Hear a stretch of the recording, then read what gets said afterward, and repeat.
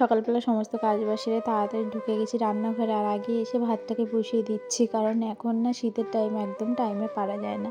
তো তারপর ভাতটা বসিয়ে দিয়ে একটু গরম জল খেয়ে নিচ্ছি। কারণ এখন রেগুলার সকালবেলা ওঠার জন্য না আমার বেশ পরিমাণে ঠান্ডা লেগে যায়। ঠান্ডাটা না কিছুতেই কমছে না। আর আমার যেহেতু একটু টনসিলের প্রবলেম আছে, তাই জন্য না গলাও ব্যথা হয়েছে, কিন্তু এখনও ফোলেনি। ফুললে তো আমাকে আর পেতে হবে না। তো যাই হোক, এখানে গরম জল খেয়ে তারপর রান্নাটা বসিয়ে দিয়েছি 2 সাইডে।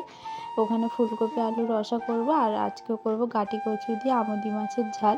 আর একটা মানে কি কাতলা মাছের পেটি ছিল। রাজা তো আবার ওই আমুদি মাছ খাবে না, তো তার জন্য ওকে ওই পেটিটাও আর কি করে দিয়েছি। তো তারপরে টিফিনপত্র গুছিয়ে রাজাকে দিয়ে দিয়েছি, ও তো নিয়ে চলে গেছে। আর এখন বসেছি আমার ব্রেকফাস্ট করতে। আর খাওয়ার আগে না সোনাকে ঘুম পাড়িয়ে রেখেছিলাম, আর আমার খাওয়ার মধ্যে দেখো ও উঠে গেছে। আর ও এখন কোনো দুষ্টামি করলে না ঘুম থেকে উঠে এরকম করে হাসবে। তো যাই হোক, মাকে আবার একটু ডিম আনতে দিয়েছিলাম, তো একটা ডিম আবার ফাটা বার হয়েছে, তো ওটা আবার চেঞ্জ করে আনতে হবে।